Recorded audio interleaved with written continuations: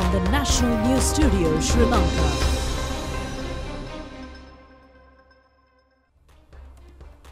Hello there, good evening.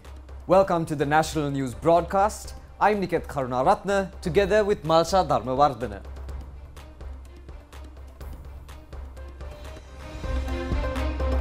A ship carrying 40,000 metric tons of petrol is heading to Sri Lanka. Ambassadors of the European countries have assured continuous support to Sri Lanka at this challenging time. IMF representatives hold talks with President Gotabaya Rajapaksa. Dhammika Pereira sworn in as a new minister. Sri Lanka's candidate, Professor Rangita De Silva, has been elected to the UN Committee on Elimination of all forms of discrimination against women. The 22nd Amendment draft will be gazetted on Monday. United Nations partners with Sri Lanka's private sector to enhance relief efforts. The US Senate endorsed the new Gun Control Act. On to those and other stories in detail now, starting with your local stories.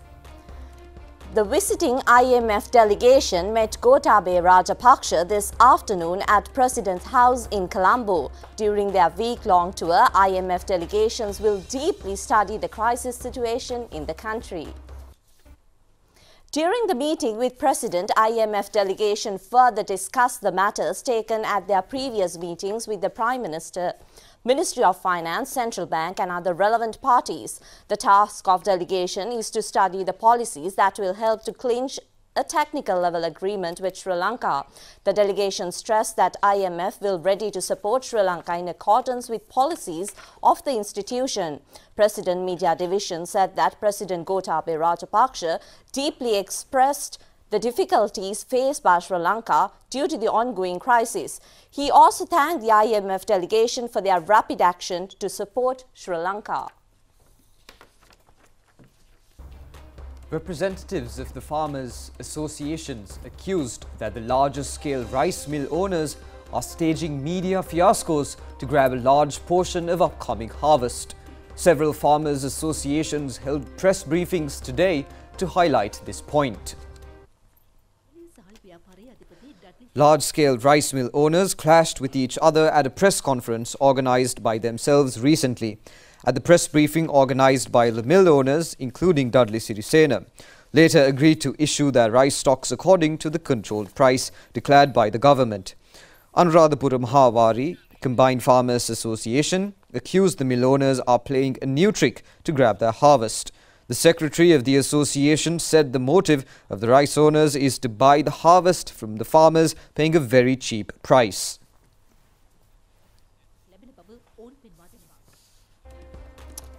Government has decided to cancel the leave of the Agricultural Ministry and a joint agricultural government institution from the 6th of next month with the aim to expedite the process of distributing urea fertilizer. A ship carrying the consignment of 65,000 metric tons of urea provided by the Indian government will reach Sri Lanka 6th of next month. Minister Mahinda Amaravira directed the ministry to the Secretary Rohana Pushpakumara to expedite the process of fertilizer distribution. A discussion under the patronage of the minister held today with the participation of high-ranking officials of the Agricultural Ministry. After unloading the urea consignment at the port, it will be distributed among farmers' associations during the period from 7th to 15th of next month. During that period, all leave of the agricultural officers will be cancelled. Parliamentarian Dhammika Pereira was sworn in as the Minister of Investment Promotion today. He took oaths before President Gotabaya Rajapaksa this evening. The Sri Lankan businessman was appointed as a Member of Parliament on Wednesday. He was sworn in as an MP after a gazette was issued appointing him as a Member of Parliament from the Sri Lanka Podujana Peramuna national list.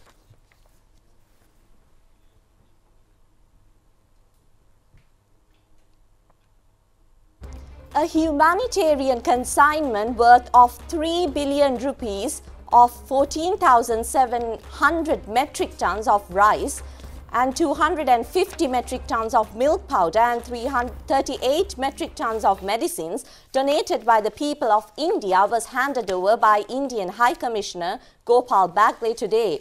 This is the second consignment under a larger commitment of 40,000 metric tons of rice, 50 metric tons of milk powder and medicine by the state government of Tamil Nadu.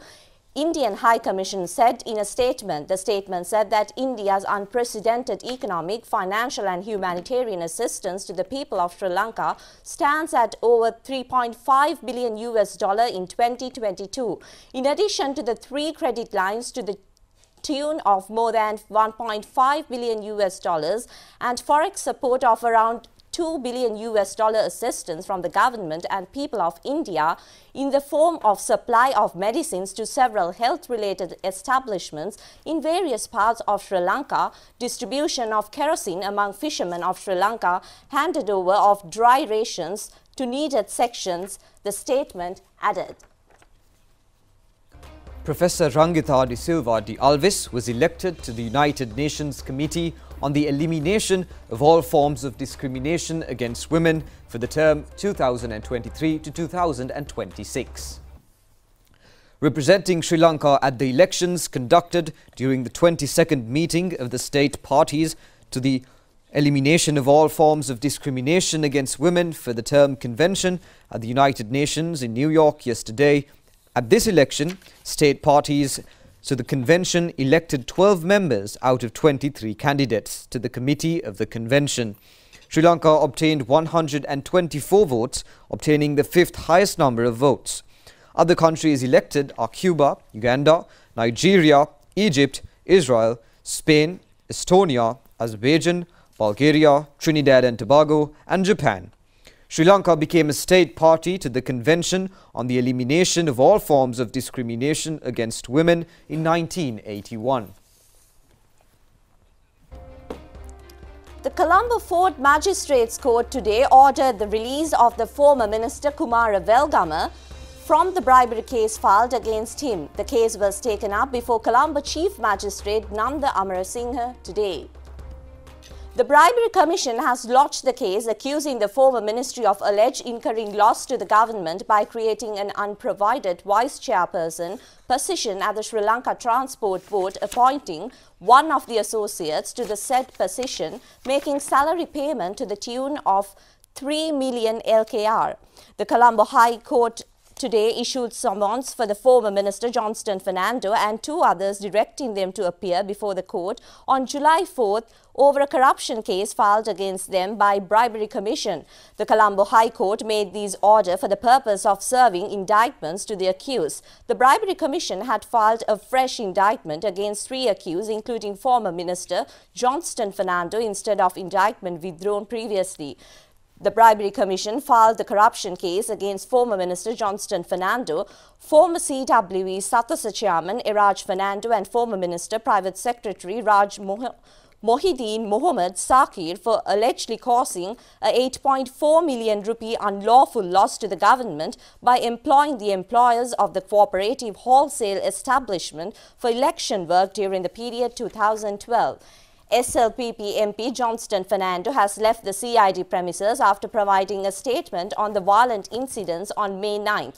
The Criminal Investigation Department today recorded a statement from former Minister Johnston Fernando regarding the attacks on protesters at Gota Gogama in Galways and Maina Gogama outside temple trees by a group of SLPP supporters. The arrival of the cargo of 40,000 metric tons of petrol has been further delayed. Minister Kanchana Vijayasekaara said the ship reportedly reached Sri Lanka's maritime boundary. The consignment of fuel that was set to arrive yesterday was supposed to arrive today due to a delay, but a further delay has now been reported. Minister Vijayasekaara said that the supplier has informed the Ceylon Petroleum Corporation that the arrival of the cargo of petrol will be further delayed. He further said that a new date for the arrival of the fuel consignment will be confirmed later. Severe shortage of fuel was witnessed around the country.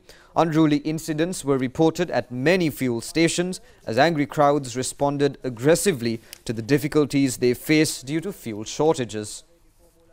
Healthcare workers have claimed that they have not been provided fuel, despite the government having announced that 74 fuel stations have been allocated across the country to provide fuel specifically for health sector workers every Friday. They said that the owners of several of the allocated fuel stations are unaware of the system and are continuing to provide fuel to other people as well. Thereby, healthcare workers have been forced to wait in fuel queues for several hours, while some are yet to receive fuel. They said this has hampered the operations of several hospitals in the country, including the Colombo National Hospital and the Apeksha Cancer Hospital. Doctors and healthcare workers are reportedly waiting in queues and have reported to duty after requesting a fellow citizen also in the queue to look after the vehicle, and they would return back to the queue after work hours. Government issues diesel from Sri Lanka Transport Board fuel stations for private buses, school vans and luxury buses transport tourists. These activities are conducted in many parts of the island, including Trincomalee and Vaunia districts. Measures have been taken to ensure the continuation of public transport.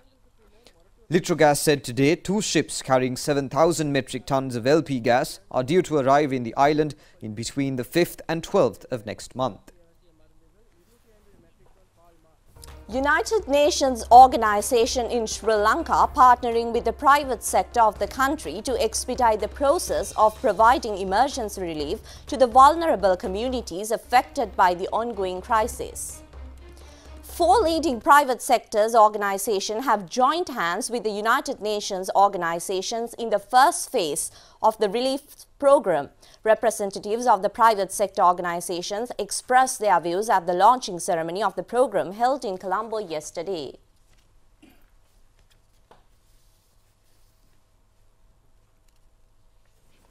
Because we made success over COVID with these guys.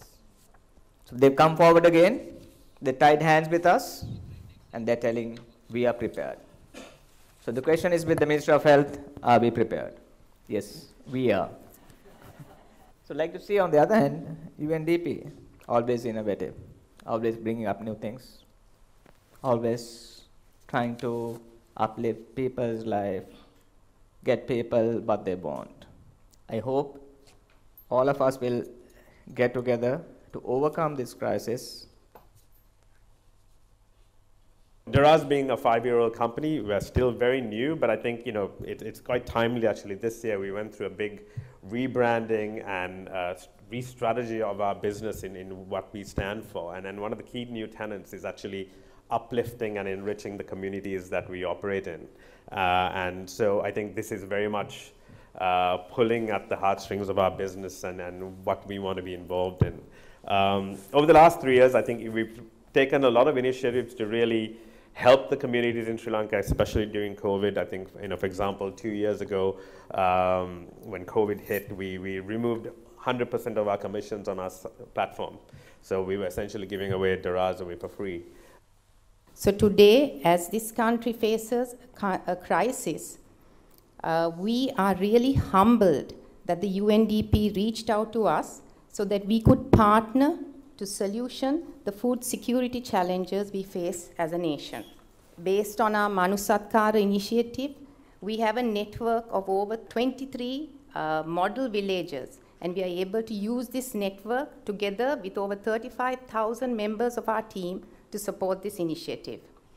The challenge today in terms of food security affects both the availability as well as the affordability of staple food for the citizens both in the immediate term and the medium term. This, like was mentioned before, has a significant impact on the food consumption of over 70% of the households in Sri Lanka. So the solution is to inject much needed support into our agriculture industry and the farming community in the form of very basic primary inputs like seeds, fertilizer, agri-chemicals, as well as working capital, so that we can realign the disrupted seasonal cycles and create a very positive cascading effect on the seasons to come. And today's crisis is an economic crisis, we've got a political crisis, but this economic crisis means there's going to be more inequality. The haves and have-nots going to get, the divide is going to get greater. And while as Hemas, we took a stance as a Sri Lankan company to stand up for what we want for Sri Lanka. We stood up and we spoke about wanting systemic change, whether it's in the political arena or in the economic arena. And we've asked for reforms. While you see a crisis today, these reforms are going to have a huge impact on the vulnerable communities. So when we did that, we also committed that we are going to support these vulnerable communities, not only during this crisis, but throughout these reforms till the economy picks up and these communities can really manage within their income threshold. But we had only one question, and I had one question to UNDP and Janaki. I said, being in the front row seat, I've seen funds being misused or used for the drugs which were not needed or used with at the wrong price. So I said, making sure that you, and with the UNDP, you're committed that you're using it for the essential drugs, you'll be working with the right suppliers and at the right price. And that means whatever we commit is used very effectively to impact more lives. Whatever we do today is going to be what will help us to build a better future. Sri Lanka is resilient. I have no doubt that our nation will rise from this critical situation. However, it will take our collaboration. It will take a reevaluation of the role of business, of every individual. And I think it's really not a question of building business, a business case, but really a question of moral, ethical, practical obligation of business. And I'm honored to be a part of this initiative, to be sharing the stage with such eminent and visionary businesses, and appreciate everything that the UN is doing to facilitate this. Ambassadors of the European countries have assured continuous support to Sri Lanka at this challenging time, stating that consider European Union's countries as friends of Sri Lanka. The President's media division said these remarks were made by European ambassadors when they met with President Gotabaya Rajapaksa at the President's house in Colombo today. The delegation members pointed out that a firm message about the future plans for building the country's economy will certainly pave the way for the international community to assist Sri Lanka. Nearly 90% of the country's population lives in rural areas and 75% of those people depend on agriculture.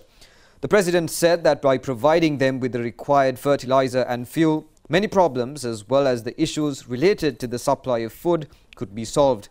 Steps have been taken to provide uncultivated government lands to those interested in agriculture as a solution to the land issue. President Rajapaksa explained the initiatives launched by the government to provide a lasting solution considering the humanitarian situation that has arisen after the war, as well as the fair manner maintained in the process of enforcing the law without any party affiliation and interfering with the ambassadors. A number of areas, including investment, tourism and education, were discussed at length. Ambassadors of the EU, France, Italy, Norway, Netherlands, Germany, Romania, Turkey and Switzerland, Chief of Staff to the President, Anura Dissanayake and Admiral Jayannath Colombage were present at this discussion. Russia and Sri Lanka marks the 65th anniversary of the establishment of diplomatic relations yesterday.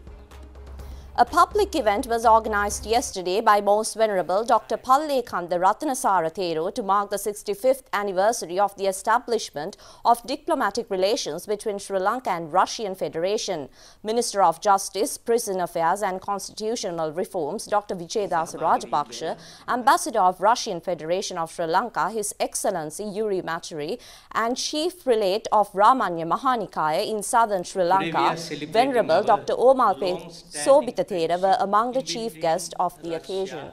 And Sri Lanka. But our friendship, our affinity is very close. It goes back to beyond 1955, where we started our diplomatic relationships. Today I am proud that we have maintained our relationship without having a dent over a period of 67 years since the inception of our diplomatic relationship. I am thankful to Venerable Professor Pallekande Ratnasara, who is from my village. We studied in the same school. Now, the fame of Sri Lanka has taken to international arena by the most respected, most venerable monk, by improving and building and improving the bilateral relations in between Sri Lanka and Russia. Our relationship is inseparable, that is intertwined due to variety of reasons. The world is in the midst of turbulences. With all that, our friendship is growing.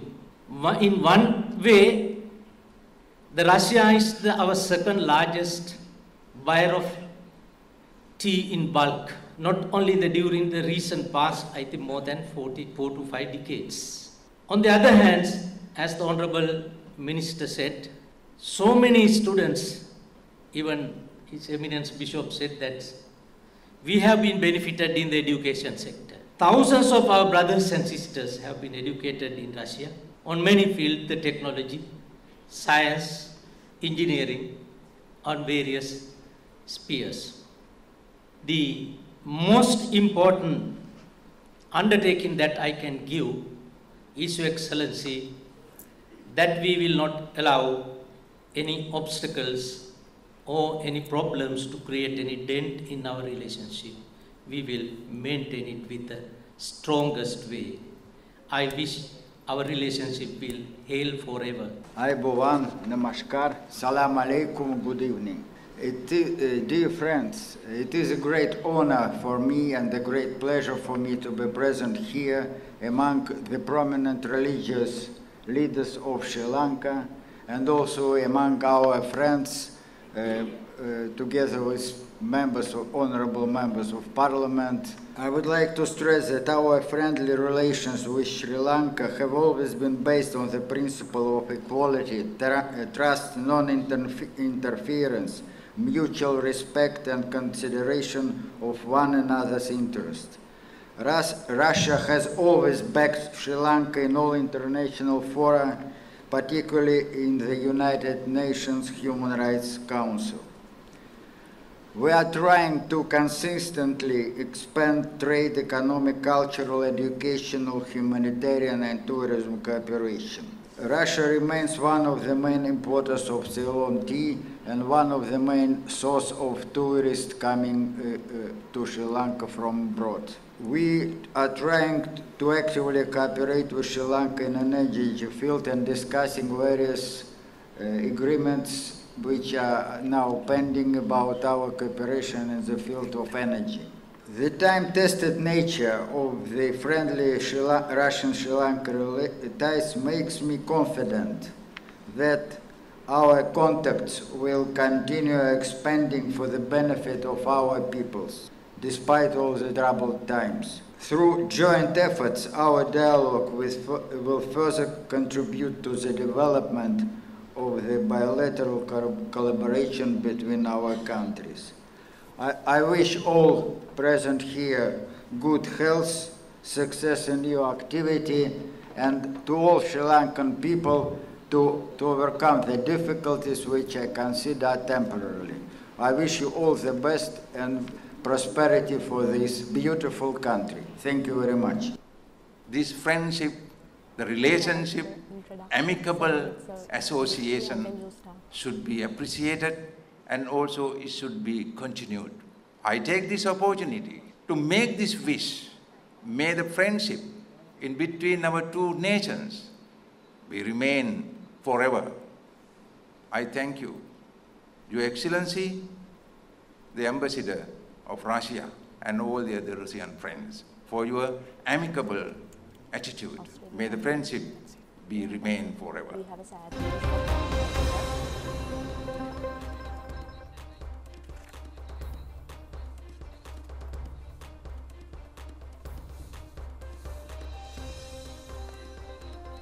In further news, Minister Vijayadasa Rajapaksa says that the draft of the 22nd Amendment to the Constitution will be gazetted by next Monday. Addressing a gathering at a function in Negombo yesterday, the minister said that the new reforms will enhance the political and economic stability. Minister Vijayadasa Rajapaksa said that the draft of the 22nd constitutional amendment has been presented to the legal draftsman. Later, it will be presented to the Attorney General to get a certification of whether the clauses of the draft are in accordance with the Constitution. With the approval of the Attorney General, the draft will be published in the Gazette next Monday. The minister said there will be no economic stability until the country has proper political stability.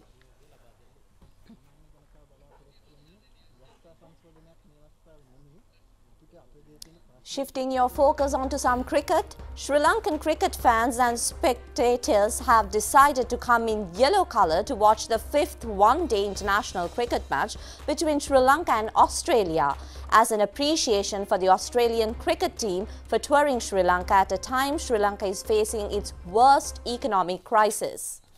An appeal was launched yesterday to all cricket fans through social agreed in unison. For a change, they will be keeping their navy blues at home. At a time when the country was in economic crisis, the Australian team's tour of Sri Lanka was well received by the sports fans, and the Australian players appealed to support Sri Lanka throughout the donor organisation. Due to this, a large number of fans have taken to social media to express their gratitude to the Australian team and to urge all spectators to dress in yellow. Meanwhile, Sri Lankan cricket have reportedly requested the employers to come in yellow for today's match duties in support of their yellow-clad spectators. Former Sri Lankan cricketer Sanath Jayasuriya had said that he is happy with the decision to come to Australian match in yellow to support the team. Australian captain Aaron Finch says the hospitality, the love we get from the fan is unbelievable, so it would be great if they all did come down and wear yellow. Australian captain further said that Sri Lanka is a brilliant place to tour.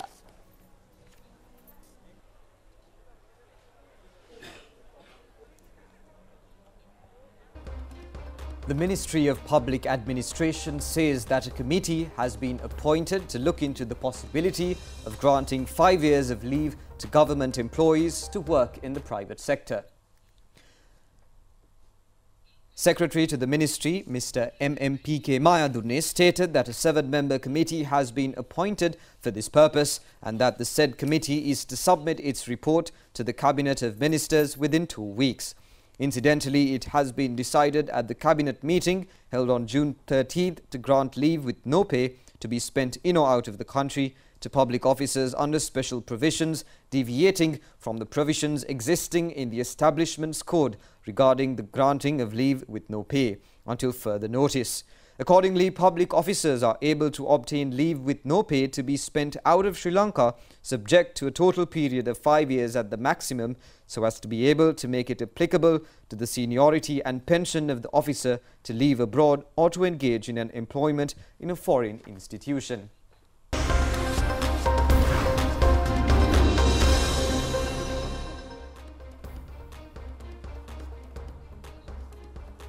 The US Senate has passed a gun control bill, the most significant firearm legislation in nearly 30 years. It imposes tougher checks on young buyers and encourages states to remove guns from people considered a threat. In a rare bipartisan breakthrough on gun control measures, 15 Republicans joined Democrats in the Senate to approve the bill. It still needs endorsement of the lower house before being signed into law by President Joe Biden. On vote to Democrat-controlled House of Representatives is expected soon. The president urged a quick vote on the bipartisan bill despite failing to fall short his demands. Gun control activists and most Democrats would also like to see far more straightened measures on gun control. Tonight, after 28 years of inaction, bipartisan members of Congress came together to heed the call of families. In further foreign news, Ukrainian forces have been ordered to withdraw from Severodonetsk, according to the top regional official. The eastern city has endured weeks of bombardment as Russian forces try to take complete control of the region.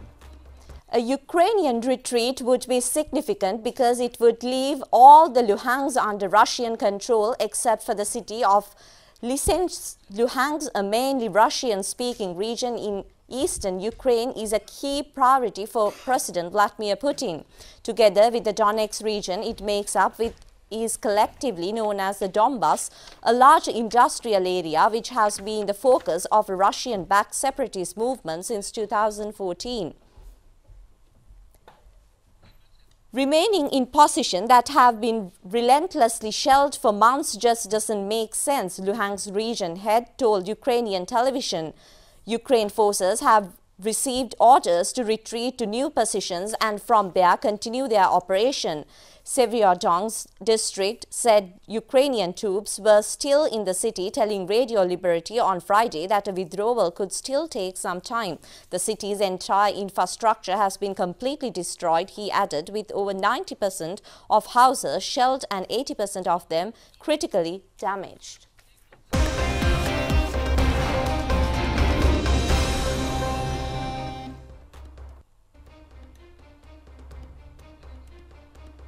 And now in sports news, we'll take a look at the ODI tournament where Australia won by 4 wickets, the 5th and final one-day international, which was played at the R. Premadasa Stadium just a short while ago. Sri Lanka were all out for 160 in 43.1 overs, whereas Australia reached the target comfortably by scoring 164 runs for 6 wickets. This is a conclusion of the ODI tournament, with Sri Lanka winning the series. Lankan 160ක් ලබාගෙන ශ්‍රී ලංකා පිටිකරුවන් 1-2-3 අතර රැඳී සිටිනවා ඔස්ට්‍රේලියානු පිටිකරුවන්ට වඩා.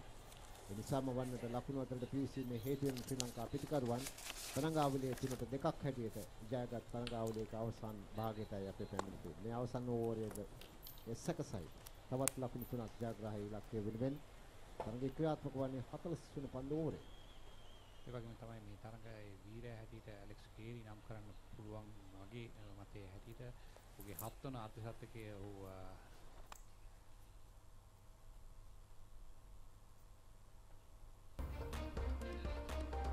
That's all the news for today. Join us again at the same time tomorrow. Good night. Good night.